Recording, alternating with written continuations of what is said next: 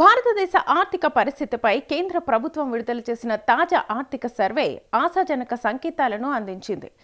2026-27 ఆర్థిక సంవత్సరంలో దేశ జీడీపీ వృద్ధి 6.8 నుంచి 7.2% మధ్య ఉండవచ్చునని కేంద్రం అంచనా వేసింది.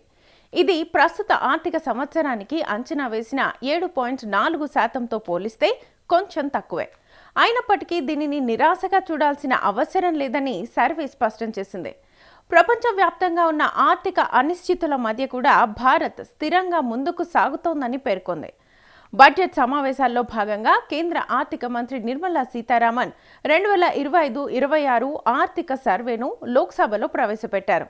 ఈ నివేదికలో తెలుగు రాష్ట్రాల ప్రగతిని ప్రత్యేకంగా ప్రశంసించారు.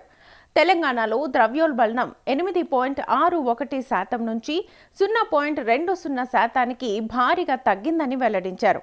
అలాగే ఆంధ్రప్రదేశ్లో ద్రవ్యోల్బణం 7.57% నుంచి 1.39%కి తగ్గినట్లుగా తెలిపారు. ఇటీవలి ప్రభుత్వ విధానాలు, సంస్కరణల వల్ల ఈ ఫలితాలు సాధ్యమయ్యాయని సర్వే పేర్కొంది.